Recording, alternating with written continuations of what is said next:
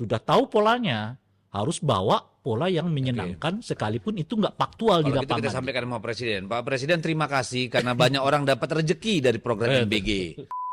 Kalau dikatakan pemerintah siap, oke, Mm-mm. paling cepat nih pada saat tanggap darurat bencana, kan uang harusnya mengalir. Julhas nih yang dengan sinetronnya itu mikul beras. Tambah lagi nih Menteri Bahlil nih. Ya, Ya 93% nyala katanya kan. 80. Ada Menteri Sosial Ya. yang mau rencananya 10.000 per kepala.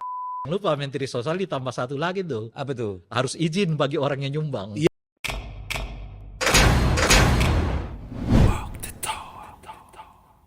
Jumpa lagi di channel DSTV. Sudah lama kita nggak berjumpa di channel Walk the Talk ini, bukan walk itu. Pertama-tama kami minta maaf karena cukup lama absen. Ya maklum kelihatan nggak banyak yang perlu diomongin karena semua orang sudah ngomong ya. Sudah ngomong. Jadi tapi pertama-tama saya mau ucapkan terima kasih Bung Ray Terima kasih ya juga. berkenan hadir di akhir tahun nih penghujung. Iya.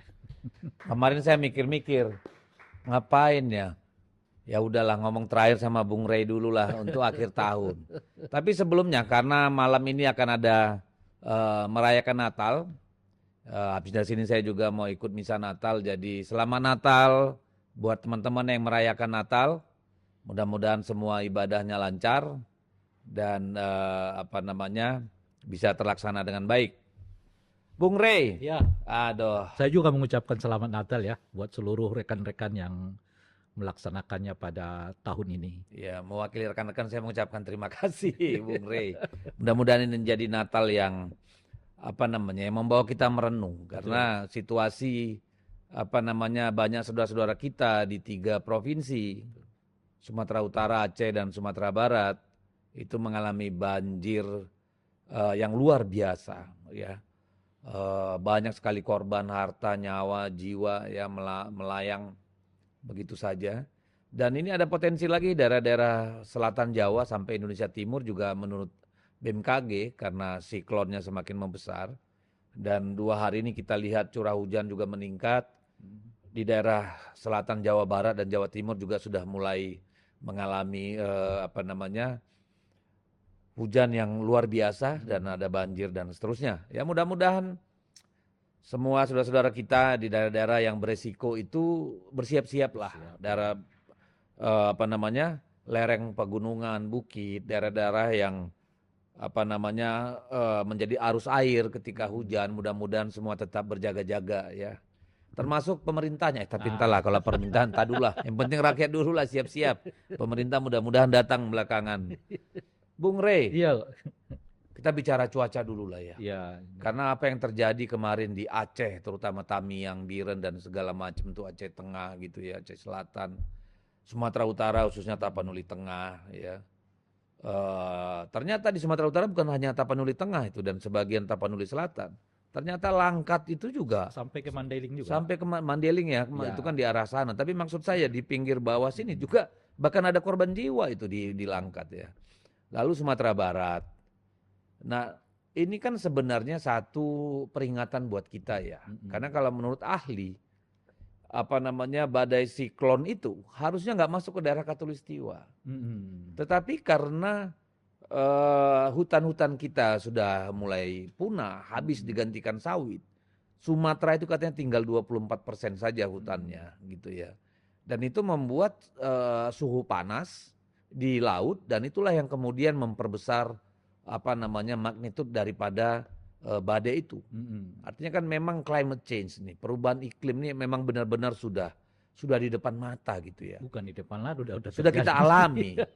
Tapi kelihatannya tidak ada niat kita untuk berbenah. Malah Presiden bilang akan bangun sawit besar-besaran lagi di Papua. Ini gimana Bung Ray melihat ini? Ini yang kita tidak mengerti ya dari presiden saat ini ya. Bukan presiden sih, secara umumnya pemerintah. Ya, yang melihat persoalan musibah yang terjadi di Sumatera khususnya ya, itu seperti kejadian alam biasa. Ya. Yang seolah-olah itu takdir aja. Bukan karena kelalaian kita, bukan karena kita menyalahi kodrat alamnya dan sebagainya gitu. Dan oleh karena itu bukan pemikiran bagaimana mengantisipasi agar model-model banjir seperti yang kita alami di Sumatera itu tidak terjadi lagi. Yang sebaliknya adalah selalu berpikir bagaimana mengkapitalisasi kekayaan sumber daya alam kita. Entah itu dalam bentuk hutan, dalam bentuk tambang, macam-macam dan sebagainya gitu. Saya kira setidaknya ada 2 kali ya pernyataan presiden yang mengindikasikan bahwa peristiwa Sumatera itu biasa aja gitu loh kira ya. Udah ditangani, orang terlalu berisik kan kira-kira gitu. Itu satu. Nah yang kedua adalah soal lagi-lagi itu dianggap sebagai takdir biasa. Gitu.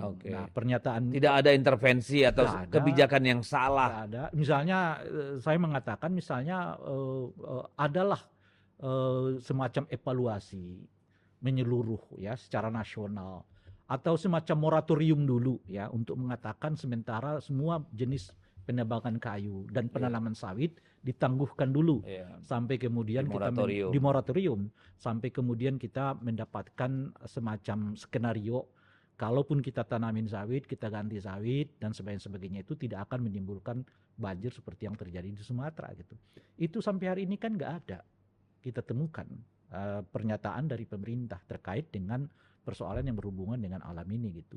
Bahkan termasuk di dalamnya ketika banyak orang menyebut kayu-kayu ini milik siapa gitu, pihak pemerintah seolah menyepelekannya kan dengan menyebut itu kayu tua, kayu yang tumbang dengan sendirinya, hanyut dengan sendirinya dan sebagainya gitu. Jadi nggak ada upaya gitu. Malah lucu itu kayu-kayu yang ada nomor-nomor itu yang artinya dari hasil penebangan gitu ya. Itu malah itu diangkut tapi yang sampah kayu lain dibiarin tuh rakyatnya menderita. Itu gimana ceritanya lagi itu? Jadi tetap bisnis tetap jalan gitu ya di situ itu ya kan. Nah, yang menarik bagi saya juga sampai saat ini baru 1 orang dan 1 korporasi yang ditetapkan sebagai tersangka. Padahal dan artinya apa gitu? Lagi-lagi seolah-olah peristiwa hanyutnya sedemikian mungkin ribuan ya. Apa? Pohonnya? Kayu-kayu itu. Wah itu ratusan ribu loh. Ratusan ribu pohon kalau menurut saya. Karena bukan hanya di Aceh loh itu ya, di Sumatera Utara aja, di Sumbar juga ada gitu ya. Jadi ratusan ribu pohon itu ya sejauh ini baru 1 orang dan 1 korporasi yang ditetapkan sebagai tersangka. Yang sebetulnya 1. Karena yang ditetapkan sebagai tersangka itu kan orang korporasi itu juga. Jadi korporasinya kena, orangnya kena. Nah di luar itu padahal udah muncul kan setidaknya 12 nama kan saat itu yang mengemuka ya soal yang mau dievaluasi keterlibatannya dalam proses penebangan kayu di Sumatera gitu. Bahkan saya mendengar pernyataan Bupati Tapanuli Selatan tuh yang beliau mengatakan sudah beberapa kali mengirim surat ke Menteri Kehutanan untuk ya setidaknya melihatlah kondisi alam yang di Tapanuli Selatan karena bukan kali pertama mereka menghadapi banjir seperti yang kemarin. Karena menurut beliau jauh sebelum itu juga ada beberapa kali mereka mengalaminya gitu. Oleh karena itulah beliau mengirim surat agar ada perhatian. Dan lagi-lagi itu dianggap seperti tidak ada gitu kira-kira. Itu yang yang istilahnya biasanya itu kita itu kan selalu mengatakan ini pelajaran lah gitu ya. Bahkan mengatakan pelajaran pun tidak gitu. Tapi ini benar-benar empati ya itu kalau dia, menurut saya.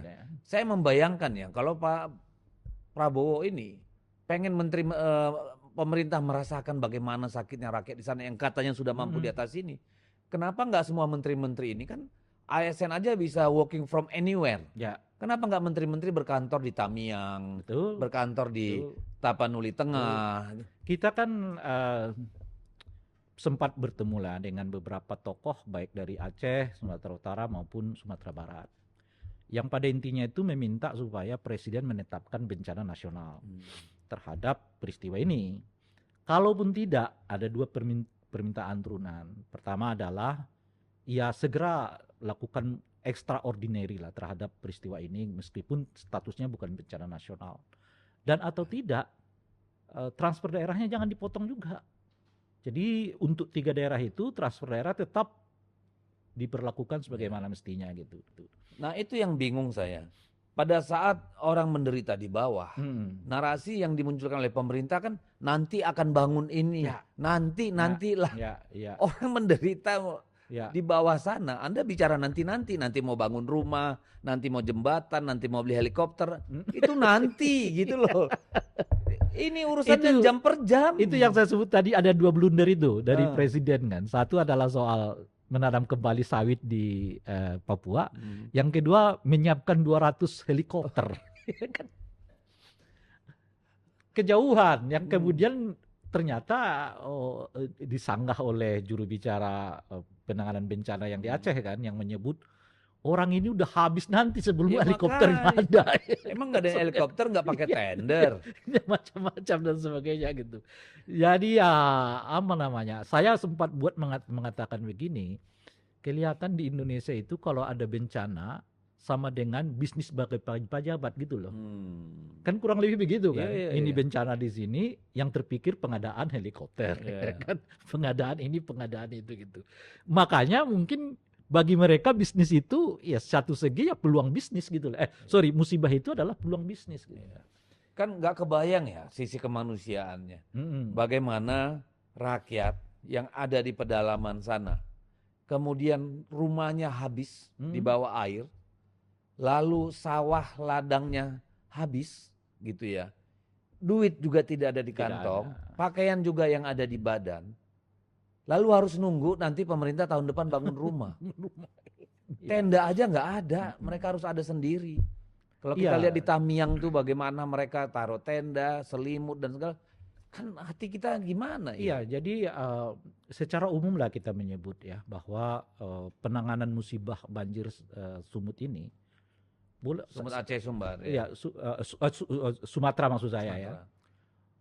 Ini kalau nggak disebut terburuk, ya buruk lah. Nah, saya kira kita kan bukan sekali dua kali mendapatkan bencana. Awal pemerintahan Pak SBY juga dulu dialami dengan tsunami macam-macam. Pak Jokowi juga ada, Pak Jokowi Palu, juga ada. Jogja dan tapi sebagainya. Tidak terdengar keriuhan. Bahkan keriuhan itu udah sampai ke olok-olok gitu loh. Karena orang nggak tahu lagi ngapain gitu. Jadi ini masalahnya aja. Apa? Masalahnya ada pada orang, artinya kompetensi atau anggaran atau apa? Karena begini, kalau dikatakan pemerintah siap, paling cepat nih pada saat tanggap darurat bencana, kan uang harusnya mengalir. Betul. Beli sembako, beli tenda, beli ini, beli itu. Bukan helikopter sama bangun rumah yang nanti tahun depan. Tapi kan pada saat emergency itu. Nah sekarang kita mau tanya, berapa sih yang dikeluarin pemerintah pada saat tanggap darurat bencana? Katakan 2 minggu pertama. Saya nggak tahu. Tenda aja ditaruh, presiden pergi katanya dibongkar lagi tendanya sama BNPB. Saya nggak tahu juga, itu pertanyaan serius. Sebetulnya sejauh ini sudah berapa dana yang dikeluarkan oleh pemerintah pusat terhadap daerah ini gitu. Sehingga kelihatan sangat lamban kan. Iya, kalau dikatakan oleh presiden bahwa pemerintah sudah siap, semua terkendali segala macam, saya mau tanya, berapa yang dikeluarin? Itu satu. Jadi setiap ada pemerintah pusat mengatakan terkendali, muncul gambar, muncul video, muncul apa dan sebagainya yang memperlihatkan itu nggak sesuai. Iya, kalau kita lihat video-videonya orang jalan di lereng gunung yang sudah longsor, ini kan kayak zaman dinasti Cina 2000 tahun yang lalu ini. Nggak pernah kita ngalamin kayak gini lagi ini sejak Indonesia merdeka saya kira. Makanya mestinya pemerintah ya jangan buat klaim-klaim. Karena di zaman teknologi seperti yang sekarang ini, medsos seperti sekarang itu, klaim itu sangat mudah dibantah orang. Baru dikatakan begini sukses apa, keluarlah segala macam video yang memperlihatkan situasi yang 100% berbalik dengan apa yang diucapkan oleh pemerintah. Akhirnya artinya berbohong kan, berdusta kan? Akhirnya kemudian orang kan nggak punya cara lagi nih sekarang, akhirnya kemudian jadi olok-olok kan, diungkapkan oleh publik di mana-mana jadi olok-olok. Dan kemarahan publik itu sangat nyata kalau tidak terkelola dengan baik ya. Indonesia itu kan menariknya adalah olok-olok itu sebetulnya ekspresi dari kemarahan gitu loh. Yang kalau itu hanya ditanggapi oleh pemerintah dengan basa-basi macam-macam itu gitu ya, dan menganggap itu semacam olok-olok aja. Dan yang anehnya ketika ada orang bantu malah pemerintahnya nyinyir. Ini aneh lagi kita udah nih. Itu dia. Kali baru kita dengar orang membantu malah dinyinyirin pemerintahnya sendiri. Bahkan ada yang katanya mobilnya dirusak itu.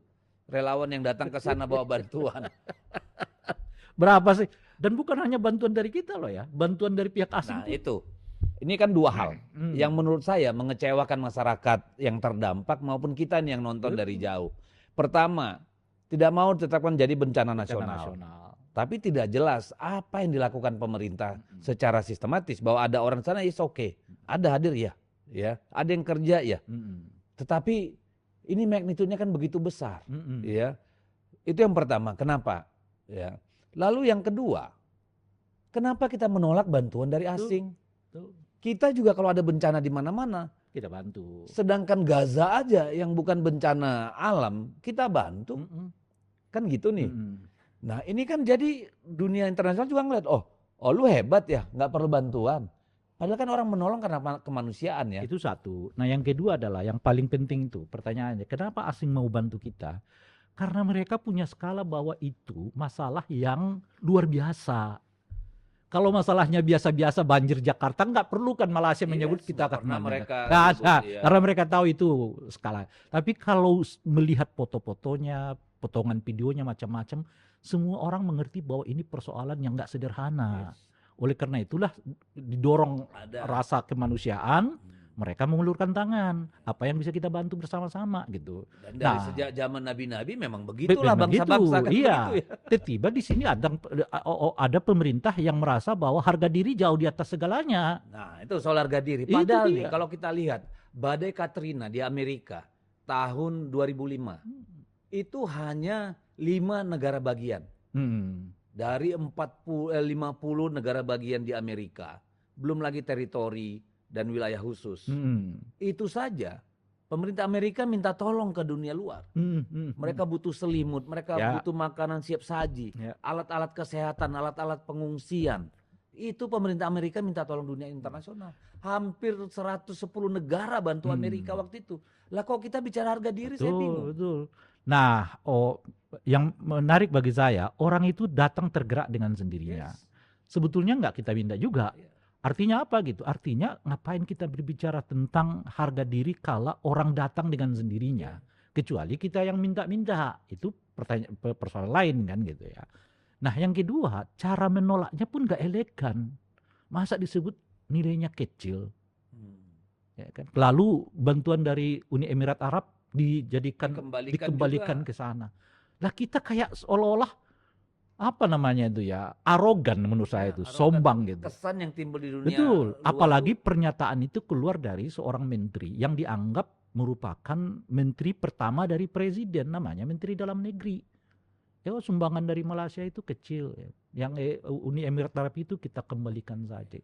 Jadi dari segi Anda udah nggak nanya nih menterinya ada nyumbang nggak cara pribadi, nggak usah lalu kementerian ya. Iya, itu dia tuh. Jadi kalaupun Anda misalnya merasa bahwa belum waktunya kita dibantu, ya jawab dong dengan apa. Ya, dan ini kan blunder ke menteri-menteri ini banyak banget, mulai dari Mendagri, oke. Julhas nih yang dengan sinetronnya itu mikul beras, nyapu becek lantai, lalu ada anak buahnya yang bawa pakai rompi anti peluru seolah-olah di sana masih konflik kan gitu nih. Ada menteri sosial yang mau rencananya 10.000 per kepala. Tadinya per keluarga, per hari selama 3 bulan. Aduh, ini orang betul-betul. Jangan lupa menteri sosial ditambah satu lagi tuh. Apa tuh? Harus izin bagi orang yang nyumbang. Iya. Blunder banget nih menteri sosial. Tambah lagi nih menteri Bahlil nih. Ya 93% nyala katanya kan. 80. Awalnya 93. Oh, gitu ya? Iya kan, tahu-tahu zong gitu. Terus dia bantah, kan itu PLN bukan saya. Lah lo. Udah deh, Kak. Itu kan kacau ya menurut saya ya. Karena pada saat bencana kayak begitu, terakhir orang butuh Teddy lagi nih kan. Janganlah nyerang pemerintah melulu, ya Allah, kalau rakyatnya aman-aman siapa yang mau nyerang, bingung ya. Siapa lagi nih yang blunder-blunder nih? Pak Maruli. Maruli Simanjuntak.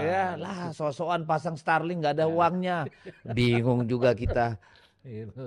Jadi jangan-jangan memang nggak ada uang nih. Menteri Sosial minta 10.000, kasih 10.000. Ada lagi satu lagi Menteri Pemuda Olahraga. Apa dia yang bilang? menyebut akan ngirim bantuan berupa alat olahraga. Alat olahraga. Ada juga nih Menteri Perumahan gagah datang, nanti kita bangun sekian ribu. Nanti sekarang lu hadir beli tenda, nggak usah rumah. Aduh, ini orang-orang bingung saya. Menurut saya sih perlu diresapel semua tuh. Kasihan Pak Presidennya. It's okay, tapi kalau masalahnya sebenarnya bukan di mereka juga kan. Emang kabinetnya bermasalah ini. Bisa jadi orangnya memang nggak kompeten. Tapi boleh jadi ada yang lebih besar yang nggak kompeten di situ Apa juga. tuh? Bisa jadi cara presiden memang mengelolanya. Administrasi Manajemen presiden, manajemen pemerintahannya. pemerintah macam-macam. gitu Leadership ya. dong sebenarnya. Kita tahu betul kan, sebelum ini ke presiden, BNPB udah mengatakan bahwa ini musibah kecil. Hanya gede di media sosial. Hanya rame mencekam Iya, di media sosial. gitu. Habis itu minta maaf. Habis itu minta Harus maaf. kalau gua di sana gua hanyutkan sama kayu tuh orang. Lu dibawa aja sama kayu sana. Buat apa jadi pejabat kayak Iya. begitu? Diem aja lah kalau nggak bisa menenangkan ya. Itu dia. Lalu datang pernyataan dari Menhub yang menyebut hutan itu kayu-kayu yang terbang betul, sendirinya. iya. Dan Ini sebagainya. Jadi Menhub. kalau kita catat mungkin ada 10 tuh. Minimal 10 Lebih menteri. itu, iya. Gitu Pak. Presiden ada 10 menteri Anda yang Iya. harusnya dihanyutkan sama kayu di Tapi sungai sana. itu terjadi karena presidennya nggak ngeh juga. Kan mestinya sejak saat itu sudah ada pernyataan-pertanyaan yang keras. Sampai tibalah ada Menteri Zulhas yang bawa karung-karung beras ya. Saya bingung, Pak Presiden ini kan dulu ada akunnya, medsosnya ya. Yang Nggak bahkan tahu. kucingnya aja muncul. Nggak tahu. Apa beliau nggak ngeliat medsos ya? Itu Jangan-jangan apa yang terjadi di luar sana nggak nyampe ke presiden. Ini setidaknya menurut saya ada 2 peristiwa yang kelihatan respon presiden itu agak lambat. Tentu peristiwa Agustus. Oke. Ya itu agak lambat ya, bisa disebut 1 hari 1 malam nggak ada, seperti kosong nih kepemimpinan gitu loh. Yang peristiwa banjir di Sumatera juga kurang lebih sama. Hampir 1 hari 1 malam tidak Kalau ada itu kan kelihatan. kalau yang Agustus kan karena yang berantem itu di Antartika. Oh iya, iyalah. Bukan antar kita loh, Antartika. Tapi kan kosong itu saya. Iya. Itu kan artinya sumber informasinya ke presiden seperti apa. Sehingga nggak ada gerakan langsung yang bisa dilakukan oleh presiden. Gitu. Saya khawatir Pak Presiden tuh bangun pagi, bukan lihat medsos lalu baca koran. Kalau beliau melakukan itu saya kira Oh iya, dia akan benar, punya benar, sensitivitas yang benar. berbeda. Saya baru nyatat mungkin 4-5 hari yang lalu lah ya. Presiden mengingatkan agar musibah banjir itu jangan dijadikan tempat wisata. Iya, Udah betul. terlalu lama. Udah lama ini Iya. semacam jadi tempat wisata bagi Menteri-menteri, para elit, pejabat-pejabat. kan nggak ada teguran kepada Zulhas yang Iya. bawa berkas barang-barang macam-macam dan sebagainya itu gitu yang dilakukan oleh para pembantu-pembantunya gitu. Nah ini yang mengakibatkan bagi saya sih tentu sebagian dari menteri ini ya kita lihatlah kinerjanya gitu, tapi di atas menteri ini yang ngelola ini sih sebenarnya presiden. Tetap presiden yang bertanggung jawab Betul, seharusnya. betul. Sejauh apa presiden punya Manusia-manusia aneh ini bisa blunder kan gitu. harusnya ditegur ya. Terakhir kan kita dengar kritik yang cukup luas kepada Menlu kan soal kinerjanya macam-macam, ketidakhadirannya di di tempat-tempat yang dianggap strategis secara internasional itu. Nah, lagi-lagi menunjukkan kepada kita sejauh apa sih sebetulnya peran presiden untuk mendorong menteri-menterinya melakukan sesuatu gitu. Nah, ini yang kelihatan agak kosong ya sepanjang 2025 ini gitu ya. Iya. Intensitasnya gitu. Ada kan beberapa putusan yang kemudian presiden tuh ngambil sendiri di ujungnya gitu. Setelah menteri-menterinya melakukan berbagai gebrakan kan. Misalnya dimulai dari Bahlil dulu tuh. Nah, Bahlil yang gas LPG 3 kg lalu diambil alih oleh presiden. Soal kenaikan PPN dari 11 menjadi 12% lalu dibatalkan oleh presiden gitu. Jadi kelihatannya. Tapi dalam penanganan bencana ini ada menteri-menteri turun sebelum presiden nggak? Perasaan setelah presiden turun nih baru pada rame-rame datang. Itu dia, karena memang sejak dari awal yang kita sebutkan tadi ada anggapan bahwa banjir ini nggak besar-besar amat. Banjir ini hanya besar di medsos kan. Oleh karena itu dianggap tidak perlu mengerahkan kekuatan semacam-macam dan sebagainya. Dianggap AI kemarin. Nah itu dia yang kita khawatirkan tuh. Nah saya nggak tahu ya menjelaskannya. Saya kira sih udah berulang kali lah ya situasi seperti ini terjadi di lingkaran pemerintah. Nah persoalannya sejauh apa presiden bisa melihat kenyataan gap yang cukup dalam antara fakta lapangan dengan informasi yang masuk kepada beliau gitu. Nah itu sejauh apa mau ditangani oleh presiden gitu. Karena menurut saya gitu ya, saya coba lihat nih dari Januari sampai ke Agustus saja gitu. Itu hampir setiap bulan tuh kita punya sesuatu yang membuat orang tuh jadi putusan-putusan pemerintah itu kontroversial gitu. Iya. Nah, tapi kalau Agustus ke sini kita nggak usah bicarain lah, udah Agustus, September, Oktober, November, rasanya nggak ada hari kalau Tanpa tanpa istilahnya tanpa keramaian, tanpa keramaian gitu. kegaduhan. Dan lebih lebih hebat lagi di Desember ini. Makanya kan udah mulai nih tagline di media-media sosial kan. Saya bangun pagi mau mendengar apa lagi yang lucu dari pemerintah. Hampir tiap hari kita disuguhkan. Blunder apalagi yang lakukan pemerintah hari ini. Jadi orang bangun tiap pagi itu hanya ingin mengkonsumsi apalagi nih yang lucu. Yang terakhir kan soal BGN kan. oh iya. Oke, nanti kita ke BGN. Tapi ini konteksnya pernyataan lucu itu tadi. Iya, ya kan BGN menyebut nanti bulan puasa ya kan MBG jalan terus. Bagi yang puasa boleh makan nanti setelah puasa. Bagi yang nggak puasa silakan makan sembunyi-sembunyi. Ya kan? Ada statement seperti itu dari petinggi BGN. Dari petinggi BGN. Semoga amal ibadahnya diterima. Tapi ini dulu soal bencana. Kita ini kan memang negara yang rentan untuk bencana. Ya, kita negara kepulauan. Artinya dampak perubahan iklim di mana permukaan laut itu naik, artinya banyak wilayah pesisir kita itu rentan bencana, kan gitu itu.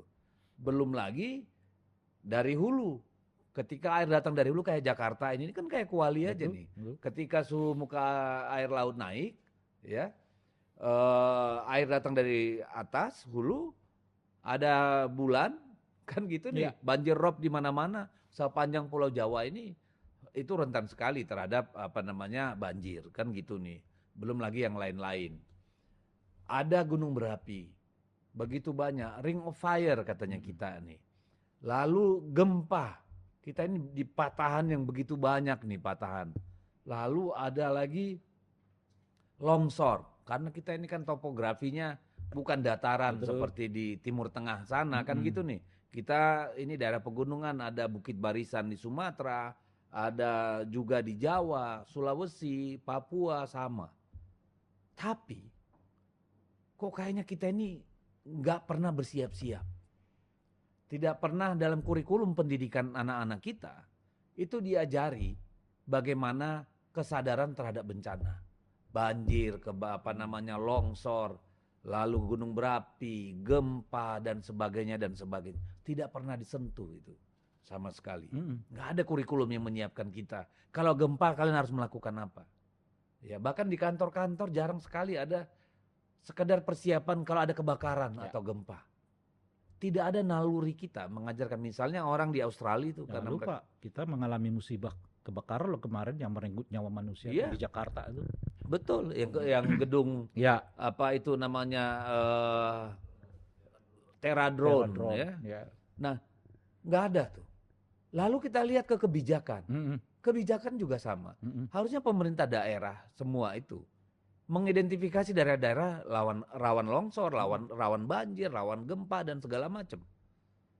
Yang ketiga, anggaran. Kecil. Iya, yang nggak berarti gitu loh. Betul. Ya. Untuk Sabang Merauke loh ya. Iya, untuk satu negara yang sangat sangat rentan terhadap berbagai bencana alam maupun bencana buatan manusia nih. Nah, hampir nggak ada kita. Kesadaran kolektif kita nggak ada. Policy government pemerintah kita nggak ada. Anggarannya nggak ada. Sumber dayanya juga tidak disiapkan dengan baik. Kita punya BNPB, tapi itu seperti lembaga biasa untuk pejabat bertukar-tukar kan kayak gitu tuh. Nah ini gimana kita ngatasin ini? Problemnya pertama menurut saya soal cara pandang kan. Yang lagi-lagi saya mengatakan bahwa kita melihat semua bencana alam itu sebagai musibah, sebagai takdir dari Tuhan, bukan hasil karya kita sendiri gitu lah kira-kira.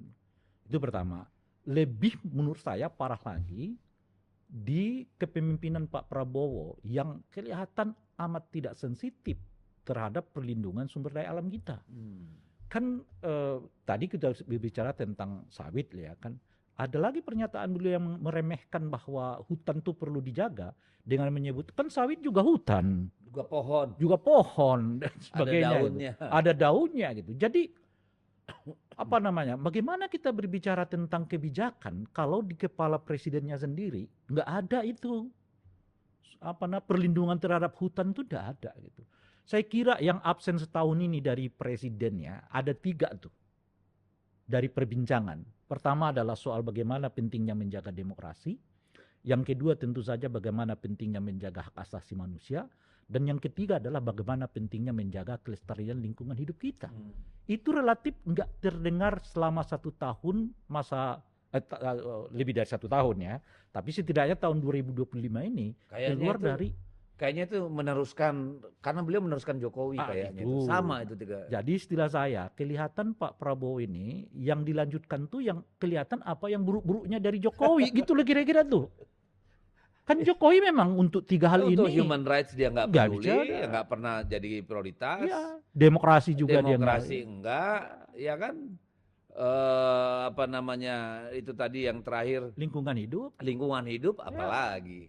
Jadi kelihatan sebetulnya yang dibawa oleh yang dilanjutkan oleh Pak Prabowo ini justru apa yang kelihatan dikritik luas di eranya Pak Jokowi dan sekarang dilanjutkan gitu oleh Pak Prabowo, termasuk nir etik itu tadi kan, nir etik itu juga berlanjut hingga hari ini gitu. Bagaimana menteri kok masih bisa-bisanya bawa itu? Ada menteri yang pakai kop surat ya kementerian untuk kepentingan keluarga gitu. Macam-macam.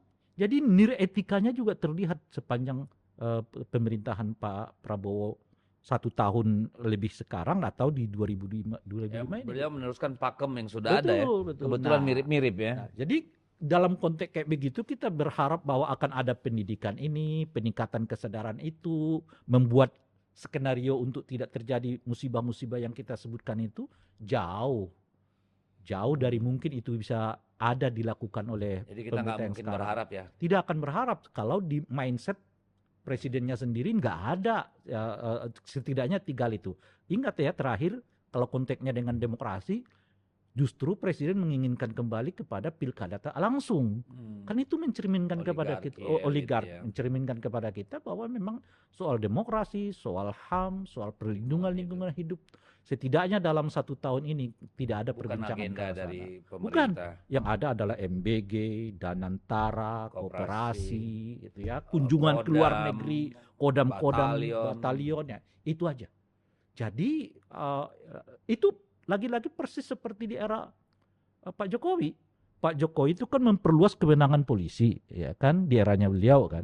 Sekarang memperluas kewenangan TNI di ranah sivil gitulah. Nah, jadi itu yang ini yang buruk-buruknya justru yang dilanjutkan oleh atau apa yang menjadi concern negatif publik dulu kepada Pak Jokowi justru yang dilanjutkan oleh Pak Prabowo. Baik. Maka tidak mengherankan kalau muncul tagar nih sekarang. Apa itu?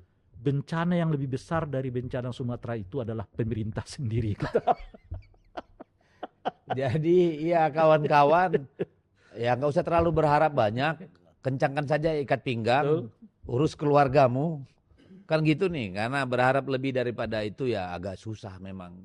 Kalau melihat pengalaman sekarang, entah kalau kemudian pemerintah berbenah. Ya setelah bencana ini melihat begitu banyak kekurangan dari kabinet, aparatur pemerintahan, seterusnya sampai ke bawah. Ada kesadaran untuk berbenah. Dan saya sangat berharap Pak Presiden mengetahui apa yang terjadi di luar ini. Ya. Kita dalam rangka bukan menggerogoti, bukan dalam rangka mengingatkan itu kembali. Ya, kita ingin pemerintahan ini berhasil, tapi realita dengan informasi yang sampai dengan Pak Presiden harusnya juga tidak berbeda nyata, kan gitu. Kita ke MBG. Jadi ada statement nanti kalau Ramadan, siswa yang tidak berpuasa makan bersembunyi-sembunyi. Terus yang berpuasa boleh makan, kembali ke sekolah nanti pas jam buka gitu maksudnya. Bukan, jadi yang berpuasa. Ya kan nggak mungkin diantar ke rumah. Ya makanya, kan kemungkinan tetap sekolah kan. Jadi MBG tetap dibagikan. Makannya nanti pas setelah buka puasa. Yang nggak berpuasa. Kalau dimasak pagi-pagi basi dong. Itulah persoalannya yang jadi riuh di media sosial itu. Ini dimasak kapan? Jam 3 pagi. Makanya jam 3 pagi dimasak, sekarang aja kelihatan banyak orang yang keracunan. Karena dianggap memakan makanan yang sudah kadaluarsa. Ini keracunan nggak ada lagi apa memang beritanya yang hilang nih? Saya kira Keracunan yang hilang apa beritanya yang hilang? mungkin keracunannya ada lah. Beritanya mungkin Lah kan ini relatif kan ada agak dokter heran. gizi yang ngomong tuh di DPR apa di mana, dia bilang di negara kita ini memang makanan yang tertutup karena daerah tropis. Makanan itu hanya hitungan jam, tahan di dalam suhu 5 derajat sampai 60 derajat. Artinya kalau dia mau tahan lama, tentu harus taruhnya di freezer dong. Ya, di pendingin. betul. Nggak bisa dimasak jam 3 pagi, jam 12 dikirim. Udah masuk, udah ada virus, bakteri, jamur, segala macam tuh di makanan.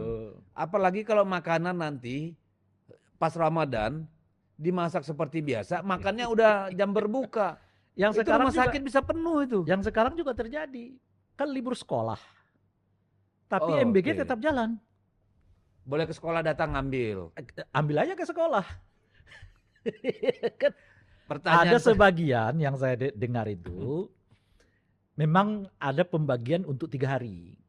Gitu. Jadi ya kayak sekolah hari ini tapi langsung jatah untuk 3 hari.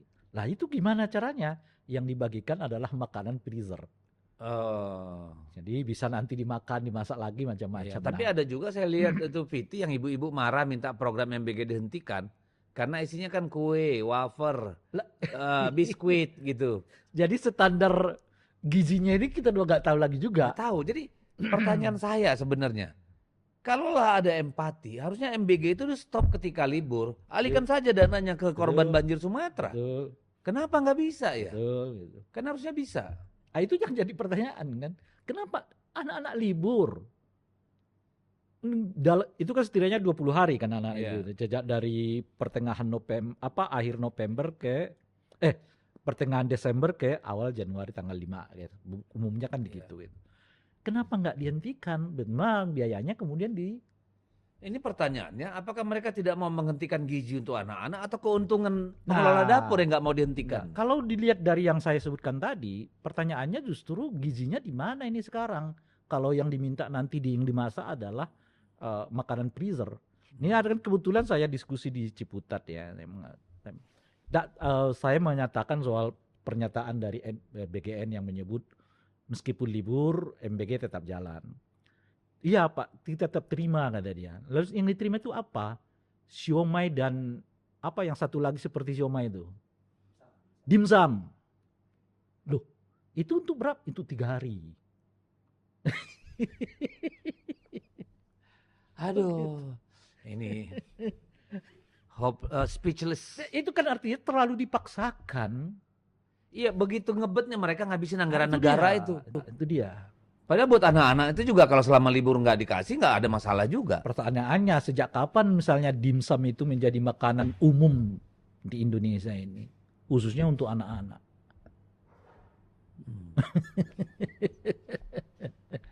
Ada Viti itu yang saya lihat tadi, seorang ibu-ibu, anaknya ada 2 apa 3, dia tunjukin bungkusan yang isinya ada kerupuk tempe gitu ya, terus ada biskuit, terus ada susu kotak. Gitu ya. Kalau dia hitung harganya cuma di bawah Rp9.000 Kalau satu itu paket. kan udah lama. Oh, itu udah lama. Menurut saya bahwa harga yang di bawah. Iya, di bawah itu udah budget. Sejak dari dulu orang udah mengatakan udah ini. Sama-sama tahu kita maaf kalau rezekinya terganggu. Ini kira-kira cuma modal 10.000 nih, kata orang kan udah lama tuh. Iya. Masih ingat dulu potongan buah. Iya, yang setipis kartu ATM tuh. Kan. Dan ternyata berlanjut sampai sekarang. Sekarang jadi setipis kartu KTP. Aduh, kita nggak tahu nih harus bangga atau harus muak nih lihat program MBG dan badan yang mengurusnya ini. Iya, ya tentu program ini kan sebenarnya bagus. Tapi kan kalau dilakukan dengan benar, betul, dilakukan secara bertahap, dengan gizi yang terjaga, dengan pengelolaan rantai pasok yang terjaga. Betul. Nah, cuma kan yang kita dapatkan dari MBG ini kesannya menguat itu satu adalah gimana program ini harus jalan. Ya. Gitu ya. Yang kedua, karena di dalam program ini banyak rezeki orang yang dititipkan mungkin. Jadi bukan rezeki anak-anak itu yang penting, tapi rezeki orang-orang ini yang penting ya. Iya kan? Jadi itu yang kita lihat tuh. Program ini gimana pun caranya harus jalan. Nah, apakah benar memenuhi kualifikasi bergizi? Ya menurut mereka bergizi. Ya Gitu kalau kan. ngelihat ada anak di Makassar, anak pejabat yang punya 41 dapur, Itu dengan penghasilan hampir 300 juta sehari ya bergizi dong. ya, Membantu banget nih ya, buat generasi muda. iya. jadi jadi jadi banyak memang apa namanya itu ya yang mendapat keuntungan lah Iya, ya. durian runtuh. Durian Banyak runtuh orang dari kaya baru lah orang juga. kaya baru dari apa namanya MBG ini gitu. Saya kira kalau presiden sensitif, peristiwa yang di Makassar itu di Sulawesi Selatan itu menjadi salah satu rujukan Ya, untuk untuk evaluasi. mengevaluasi sebenarnya seperti apa. Kan dulu kan janjinya UMKM yang dilibatkan ya kan. Kalau di Jakarta istilahnya warteg-warteg yang akan kena. Tapi sejauh ini kita nggak melihat implikasi itu ke lapisan masyarakat Yang saya bawah. tanyakan justru emang masih perlu kita bicarakan program MBG ini karena kayaknya tutup telinga aja tuh. Harus jalan. Itu dia, nggak akan mengubah apa-apa. Bahkan ketika kita berbicara sebaiknya, tadi kan dana MBG yang nggak dipergunakan selama liburan ini dialihkan ke... Ya kan 1,2 triliun per hari. Betul. Lah, ternyata nggak akan terjadi karena MBG-nya tetap harus ada.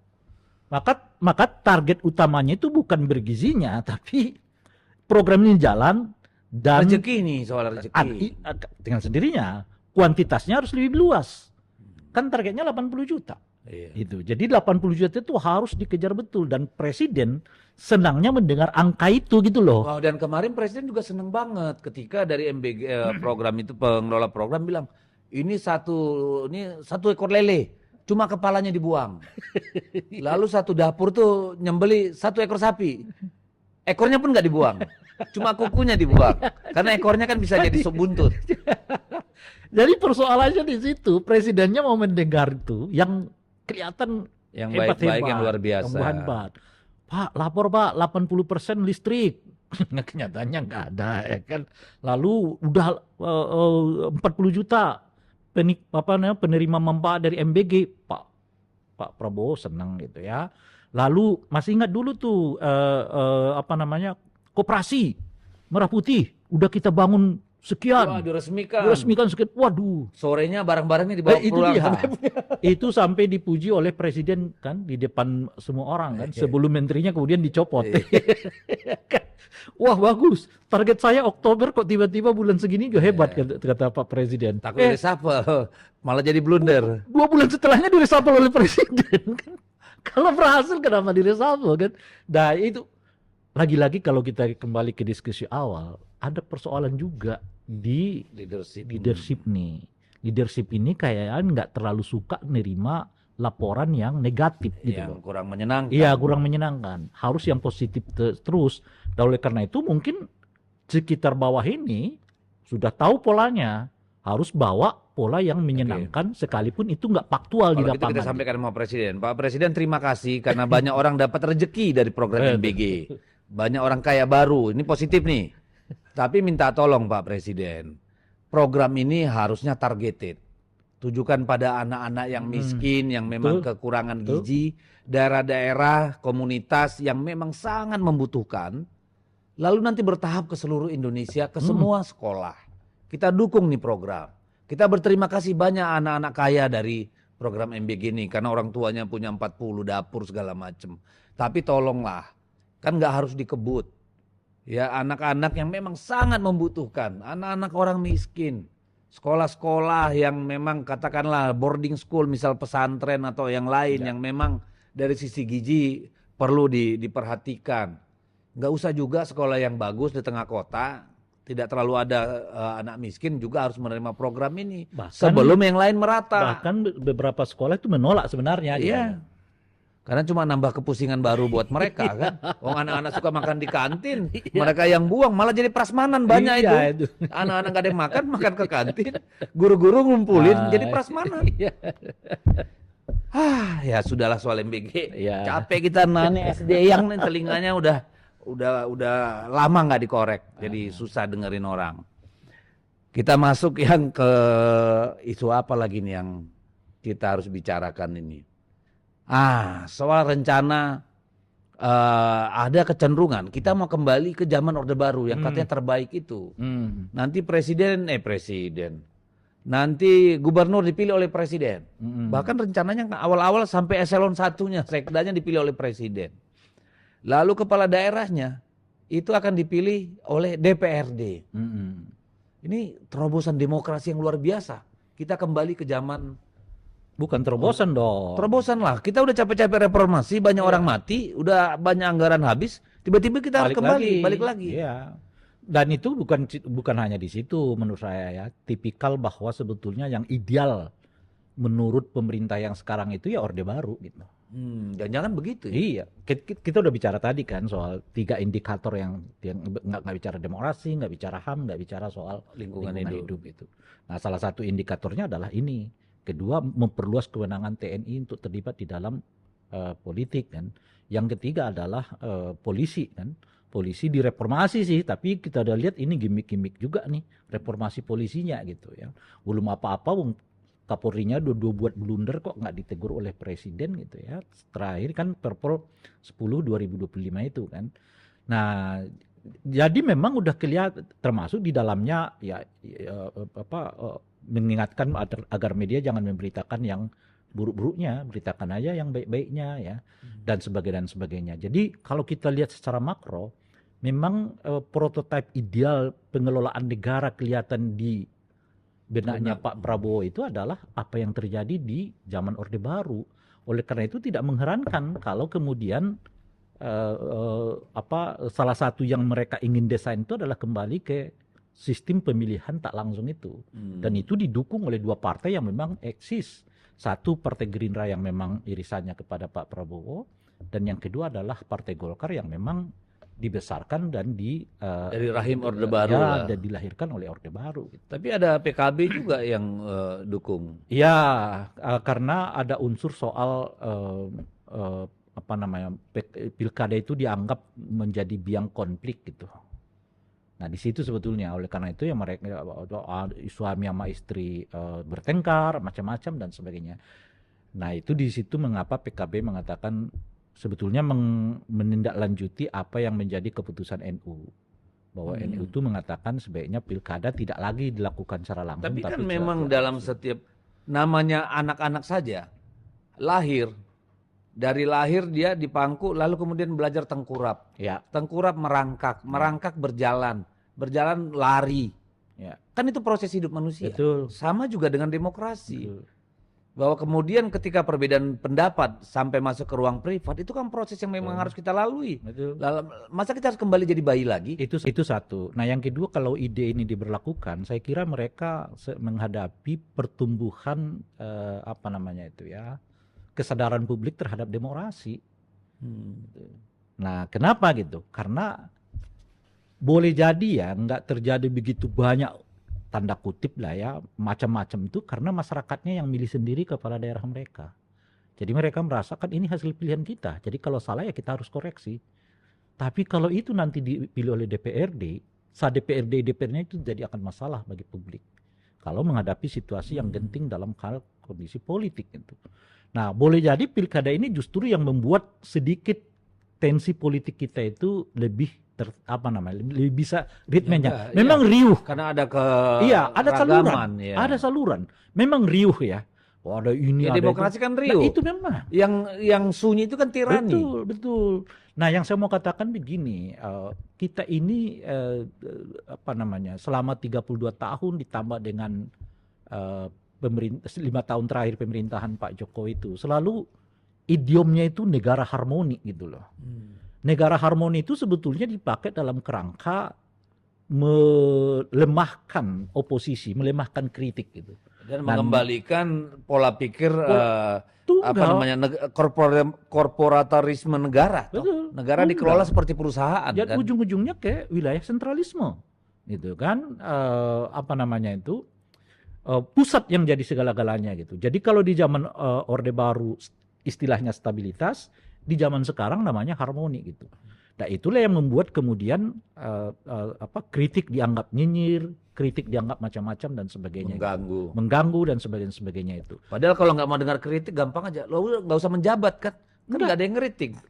Justru menurut saya persoalan musibah Sumatera itu memberi kesan kepada kita kalau nggak ada kritik jadi begini. Ya. Ini kan cepatnya bukan cepat sih tadi, tiba-tiba pemerintahnya mulai agak konsen ke sana karena banyak dikritik oleh orang. Tiba-tiba ada orang yang ke sana bawa uang 10M, ini macam-macam dan sebagainya, itu membuat pemerintah kehilangan muka. Kalau coba Anda bayangkan kalau kita sama sekali dalam kondisi seperti Orde Baru, wah, lebih tidak tertangani lagi ya persoalan-persoalan yang berhubungan dengan bencana nasional macam-macam dan sebagainya gitu. Jadi demokrasi itu memang dibutuhkan supaya kekuasaan bisa on check. Itu satu. Nah yang kedua adalah keriuhan dapat dikelola. Jadi keriuhan itu boleh apa saja tapi salurannya tetap ada. Apakah itu melalui partai, apakah itu melalui parlemen, apakah itu nanti melalui pemilu ataupun pilkada gitu. Nah itulah yang membuat kemerdekaan demokrasi menjadi penting bagi orang gitu. Nah, tapi kalau ingin disatukan, dimajukan semua, nah ujung-ujungnya nanti yang saya sebut tadi, ini ujung-ujungnya akan ke sentralisme. Iya, itu tadi kan alasan soal kematangan kita, proses kita, peradaban demokrasi kita yang digugat, maka udahlah pilih DPRD aja. Ya. Nah, dari satu sisi ada lagi alasan nih, anggarannya terlalu besar, makan banyak biaya. Saya mikir, lah orang untuk ke WC aja anggaran dibuang kok. Ya. Masa untuk mengembangkan demokrasi, fondasi negara gitu-gitu ya. Kita nggak mau keluar biaya. Ini yang saya sebut tadi, lagi-lagi karena kita cara berpikirnya itu Orde Baru. Orde Baru itu merasa bahwa pembangunan itu fisik. Ya ada bangunan, ya ada jembatan, ada ini, ada itu macam-macam. Itulah yang menurut mereka sebagai pembangunan. Yang rohani itu nggak dianggap bagian dari pembangunan bangsa. Padahal nyata-nyata kita nyanyikan tuh tiap kita menyanyikan lagu Indonesia Raya. Bangun jiwanya, bangun rakyat. Jiwanya dulu baru badannya. Bah itu dia. Artinya membangun demokrasi itu sama pentingnya dengan membangun fisiknya ini gitu. Oleh karena itu kalau kita invest di demokrasi itu sedemikian besar, nah itu memang bagian dari konstitusi kita. Oleh karena itu ya jangan direngkuh gitu. Jangan berbicara soal bagaimana uangnya kok banyak sekali gitu ya. Padahal secara teknis sangat dimungkinkan untuk menekan kos kan. Misalnya pilkada jangan lagi terpisah, disatukan dengan pemilihan legislatif atau pemilihan eksekutif nasional misalnya. Itu kan artinya gampang banget kalau mau pakai mikir dengan gitu. Teknologi macam-macam dan sebagainya, ngelola pemilu itu nggak akan mahal seperti yang kemarin gitu. Nah ini bahkan saya kan mengatakan jangan-jangan Bawaslu pun sudah nggak kita perlukan di masa yang akan datang gitu ya untuk menekan biaya pemilu dan sebagainya. Nah yang kedua adalah kenapa pemilu Tapi biaya Bawaslu kecil, yang mahal KPU-nya kemana-mana naik jet pribadi. Makanya saya juga berpikir KPU ini harus mulai diperkecil. KPU menurut saya cukup 3 orang, masukkan ketua partai-partai politik di situ, pelaksananya adalah birokrasi. Betul, persis. Sekali 3 tahun. Nggak perlu 5 sampai 7 ya kan, cukup dirampingkan gitu dan sebagainya. Itu kan cuma urusan IO doang kan. Tapi oke lah, kan salah satu keberatan mereka ini kan adalah soal biaya peserta yang dianggap begitu besar kan. Nah peserta itu artinya kontestan pemilu kan. Makanya sebetulnya ini kan tanggung jawab partai politik untuk menekan itu. Dan juga KPU, Bawaslu. Oh iya. Iya dong. Iya. Itu kan kita udah bicara tadi kan. Nah, tapi bagaimana soal peserta ini? Nah, itu adalah soal bagaimana juga partai politik. Partai politik, betul. Rekrutmen. Betul. Nah, itu persis. Jadi, apakah partai politik sudah sejauh-jauh hari mengindikasikan bahwa ini bakal jadi calon mereka di daerah tertentu?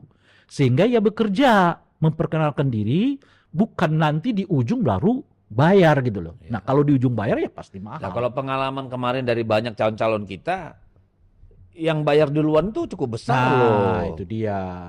Makanya termasuk pada yang pengen-pengen tadi dipilih DPRD itu malaknya lebih gede tuh. Sebetulnya enggak kalau politik uang itu mau dipilih langsung atau dipilih sama aja. Iya gitu. Kan? Tapi kan gini, kenapa politik uang luar biasa terjadi dalam pilkada maupun dalam pileg? Itu tadi, pertama seleksi dan rekrutmen calon. Kalau calonnya bagus, punya rekam jejak dan segala macam, tentu dia tidak butuh money politik besar-besaran. Kan gitu nih, kecuali biaya, misalnya kampanye, tim dan segala macam, iklan, itu biayalah kan gitu nih. Tapi kenapa money politik ini timbul? Orang-orang yang ingin jalan pintas, yang tidak punya rekam jejak, hanya punya uang, kan gitu nih. Ini ingin memenangkan kontestasi, sehingga dia jalan pintas, nyiram uang di mana-mana. Nah, siapa yang harus menghentikan ini? Ya aparat penegak hukum, pengawas pemilu. Kan itu nih yang harus bekerja gitu. Kampanye harus terukur, harus bisa dilaporkan pertanggungjawabannya dengan benar. Kalau perlu dana kampanye disimpan di KPU. Dan dihitung setiap biaya dia yang keluar itu, sehingga tidak melebihi. Aturan itu sebetulnya kita punya. Nah, itu dia. Pertanyaannya seperti hitam di atas putih aja tuh. Iya. Di prakteknya nggak kejadian. Law enforcement-nya tidak ada, penegakannya tidak ada. Jadi kenapa menyalahkan biaya yang besar? Anda bisa bayangkan ya, semua orang mengeluh tentang politik uang yang begitu besar, baik di pileg maupun di pilpres maupun di pilkada. Artinya semua model pemilihan ini terasa ada politik uangnya. Tapi berapa catatan Bawaslu? Cuma sekitar 130 kasus. Cuma 2 yang naik ditetapkan sebagai proses hukum. 1 diputuskan oleh Mahkamah Konstitusi. Yang saya mau katakan begini, kalau semua orang merasa bahwa begitu besar politik uangnya, kenapa cuma 130 yang didapatkan oleh Bawaslu? Artinya penegakan hukumnya ini tidak kurang. Jelas. Kurang. Itu dia. Lalu mereka bilang lagi, karena biaya besar maka kepala daerah cenderung korupsi. Padahal kalau kita lihat korupsi, yang nggak ikut pemilu juga korupsi kok. Jadi nggak ada urusannya sama itunya. Nggak ada. Kalau itu solidaritas orang dan sistem kan. Betul. Itu nih. Saya kira kalau soal korupsi ini bukan lagi hubungannya dengan sistem. Memang udah kulturnya udah gitu. Jadi mereka yang mau cari kekuasaan, mau cari jabatan sama. Ya kan apalagi modelnya yang kita lihat sekarang ini, yang ditangkap tuh bukan hanya sekedar kepala daerahnya, tapi ASN-ASN-nya juga ikut, kontraktornya dan sebagainya. Jadi melekatkan bahwa korupsi itu dengan biaya politik itu rasanya udah nggak kena. Gitu. Itu saya tidak. Bukan, persis dulu dia pernah. Mungkin berpengaruh tapi bukan faktor yang determinan. Itu udah saya menyebut sebagai kultur. Kita dulu kan pernah misalnya membicarakan soal remunerasi yang ditingkatkan di biaya cukai, kemudian di dirjen pajak. Tapi apa yang kejadian? Tetap aja nggak memberi sumbangan. Gitu. Jadi kalau itu sih menurut saya terlalu lemah argumen menyebut bahwa gara-gara politik uang, ya kan besar pengeluaran lalu mereka korupsi. Is okay gitu. Mungkin ada itu. Tapi misalnya kalau kita belajar dari peristiwa Bupati Bekasi lah misalnya. Dia kan udah kaya raya. Tapi kenapa terjerat juga? Lagi-lagi persoalannya adalah kultur. Gitu. Jadi orang kultur keserakahan. Iya. Iya betul, serakah kan sehingga ada jabatan kenapa lo kalau mau naik jabatan sini duit. Itu duit. Itu satu, kultur serakah itu juga bisa dilihat wali kota langsung jadi wapres. Enggak melalui proses tuh. Dan kualatnya si bupati ketemu tuh orang tuh. Abang adik lagi ditemuin. Nah, sekarang nyaho loh. Makanya pilih-pilih kalau ketemu orang ya kan.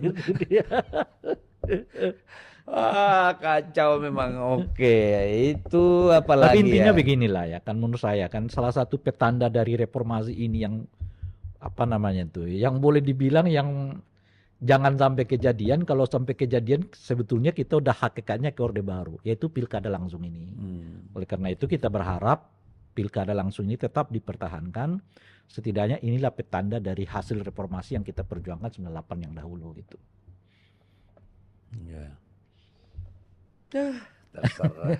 Kalau saya melihatnya beginilah. Rakyat kita ini yang punyanya yang berharga apa? Suaranya. Betul. itu pun hanya digunakan sekali 5 tahun. Nah itu sekarang pun mau diambil nih sama partai-partai ini. Nggak boleh mereka pergunakan. Padahal kan itu pertukaran toh. Kalau kita dulu menyebut pemilu itu adalah pesta rakyat gitu. Nah pilkada itu pesta yang mau diambil lagi. Biar pestanya di gedung DPRD aja. Rakyat tuh nggak boleh pesta lah itu. Cuma memang kemarin pestanya kebangetan. Oh iya setuju. Tapi kan ada hal yang kita udah diskusi. Jadi kalau caleg itu datang ke bawah bukan mencerdaskan pemilih dengan ini calon begini. Data nanti terima berapa. Bagaimana bisa mencerdaskan pemilih ya kan? Tiba-tiba saja ada wali kota yang bisa jadi calon presiden yang di bawah umur. Iya dong. Itu modal apa? Modal Bapak. Itu. Itu. Tuntas kan? Iya. Sudah, kalau soal itu sudah. Nanti kita selesaikan dengan AI dan coding. Coding, ya. Iya benar. Ya. Aduh, Kok coding. pahit semua ya? Pahit semua hidup kita 2025 ini kok bisa begitu ya? Ini masa gue nanti Indonesia emas. Ya. 2045. Iya, emas yang dibagi-bagi. Emas. Ya itu cucunya Singarno jadi presiden itu baru Indonesia emas. Begitu. Jadi ini ada kecenderungan baru nih. Ini kan udah mau dekat-dekat pemilu gini. Apa ya? Pasti banyak nih apa namanya kutu loncat. Kepala daerah aja mulai banyak nih. Ya seperti biasa, pergantian pemerintah pindah partai. Politisi juga begitu nih, kekuasaan berganti pindah partai. Jadi ada partai atau mungkin partai-partai yang cenderung bukannya malah mau memperbaiki keadaan dengan melakukan kaderisasi, rekrutmen, ini suka memulung sampah. Ya. Mulung sampah dari tempat lain, ditaruh di tempat dia, dipoles, jadi bagus. Ini gimana melihat demokrasi kita ke depan kalau kayak begini? Itu saya kira masih ada hubungannya dengan perbincangan yang sebelumnya ya, bahwa partai-partai ini punya kecenderungan untuk mendorong kader-kader instan. Makanya kan ada pemikiran sekarang, misalnya untuk jadi calon kepala daerah itu setidaknya keanggotaannya berapa tahun. Untuk jadi anggota legislatif itu keanggotaannya berapa tahun. Nggak bisa pindah hari ini langsung dapat jabatan gitu. Iya. Apalagi kakek-kakek di tempat anak muda kan. Gitu. Lalu berbicara tentang sesuatu yang wah gitu. Nah ya ini yang perlu, atau baru 3 hari jadi anggota jadi ketua umum. Nah kayak gitu semuanya kan memperlihatkan kepada kita bahwa ada persoalan yang penting yang harus kita kelola lagi di lingkungan partai politiknya, yang menghajatkan kepada kita solusinya bukan mengambil pilkadanya gitu, tapi memperbaiki kultur politik di lingkaran partai politik ini. Gimana orang merasa bahwa berpartai itu adalah pilihan gitu loh, bukan berkuasanya yang jadi pilihan salah satunya gitu. Jadi kalau kemudian berpartai jadi pilihan dan dengan sendirinya ya kalau kemungkinan bisa berkuasa melalui partai ya bisa gitu. Nah sekarang kan orang melihatnya kuasa itu yang penting, partainya bisa apa aja gitu loh kira-kira. Mau hari ini pakai ini, besok pakai itu, besok lagi pakai itu gitu. Dan supaya menampilkan performa yang kelihatan bagus, lalu begitu ya pindah dari satu ke partai yang lain, seolah-olah partai yang lain itu yang salah, bukan dirinya gitu loh kira-kira tuh. Nah kan ini nanti kan jadi ini nih, karena pasti akan ada perdebatan tentang parliamentary threshold. Ya. Bung Rey gimana melihatnya? Karena misalnya begini, banyak orang mendorong PT itu serendah-rendahnya. Kalau perlu 1%, kalau perlu ditiadakan. Kan gitu nih. Tapi resikonya, bahkan ada yang mendorong supaya pribadi juga boleh dong. Individual gitu kan. Terus kita mau lihat rujukan di mana? Katakan lihat misalnya seperti Papua Nugini deh paling dekat. Ada partai, ada perorangan, tuh nggak pernah bisa bikin undang-undang. Ribut dan kacau terus-menerus, transaksional sekali karena terlalu banyak pihak-pihak seperti pasar malam tuh di parlemen itu. Ini gimana Bung Rey melihatnya? Nah kalau persorangan itu bisa dimungkinkan kalau tidak presidensial kan. Dia kalau misalnya kita menggunakan sistem parliamentarian kan, persorangan bisa tuh. Seperti kita pernah adu tahun 55 kan, calon persorangan juga bisa dipakai. Nah, tapi kalau sifatnya presidensial, ya memang dapil menjadi penting, ya kan, jumlah kursi di dapil juga menjadi penting. Itu perhitungan yang kita sebut sebagai sistem yang menggunakan presidensial dengan pemilu legislatifnya adalah proporsional gitu. Nah, itu satu tuh. Nah, yang kedua adalah soal saya sih melihat trennya begini, pemilih kita ini mulai lebih selektif, gitu. Jadi kan kalau kita lihat pemilu dari pemilu, kan pada ujungnya tanpa kita batasi sekalipun, mengkerucut kepada sekarang tinggal 8 partai politik.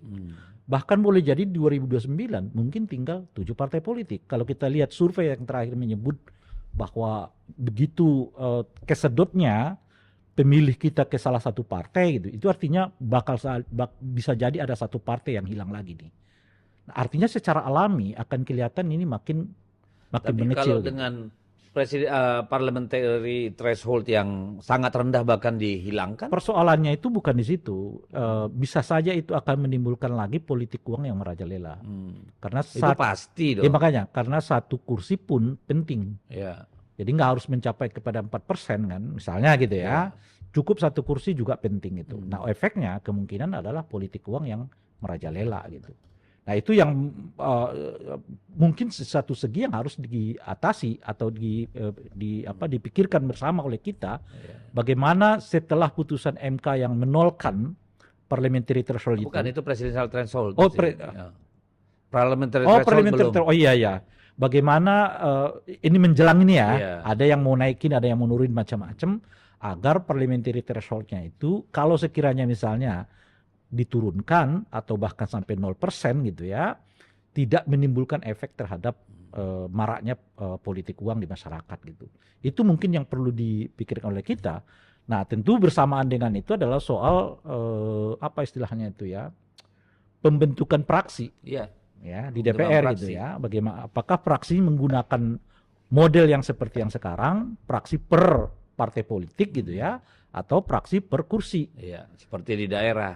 Ya, enggak, kita juga dulu pernah tuh mengalaminya. Pasca 99 kan kita praksinya itu praksi kursi.